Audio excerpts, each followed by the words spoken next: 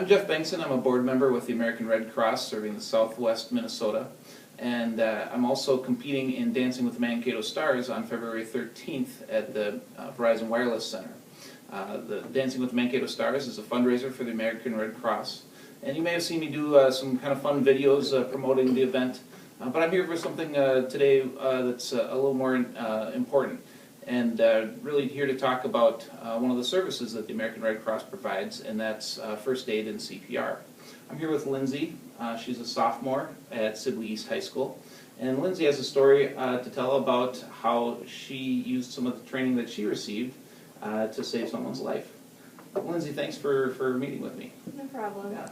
So I hear you were on a bus ride coming back from a tennis match when one of the other students started choking.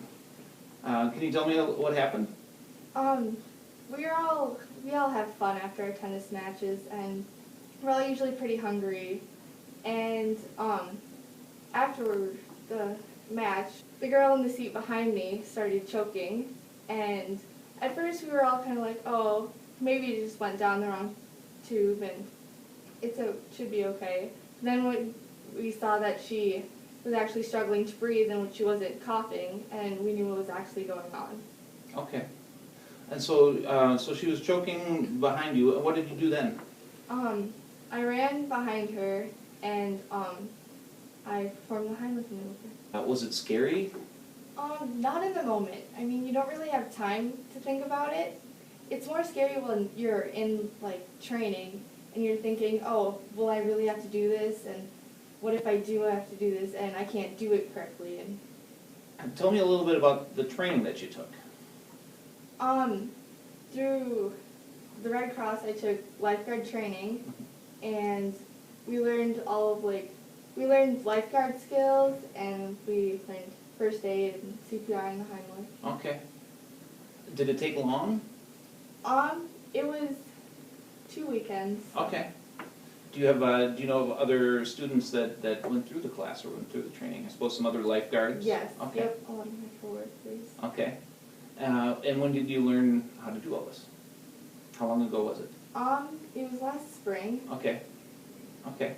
And then when did this happen? When did the bus ride happen? It was this fall during tennis. Okay. So it had only been probably a few months since you had the training. Mm-hmm. Okay. Very good. How important do you think it is for people to learn how to do CPR and how to learn first aid? I think it's very important because you don't really think that you're going to be in that situation until it actually happens to you, Right. and you should be ready. Yeah. No, absolutely. Is it hard to learn, or is it pretty easy? It's pretty easy because you know you're doing it for a good reason. Yeah. I'm Jeff Bengtson. I'm with the American Red Cross serving Southwest Minnesota. I'm here with Matt Gill, who is here to talk with me about the services to armed forces that the American Red Cross provides. Could you tell me a little bit about yourself, Matt? Absolutely. So I've been with the Navy since 2000. I went to the Naval Academy, spent 10.5 years on active duty with the Navy, and then transitioned over to the reserves and came to the Red Cross straight out of the Navy. Wow. Well, thank you for your service. Absolutely. And also thank you for your help with the Red Cross. So can you tell me a little bit about your understanding or your knowledge of the services to the armed forces? Sure. So it was a natural progression for me, having been in the military and seen the Red Cross kind of everywhere I went, because that's kind of one thing that the Red Cross does is we're there for the armed forces from the time of entry into the armed forces at boot camp all the way through their deployments, moves, family transition, adjustment times, and then even transitioning out into life as a veteran. Oh, okay.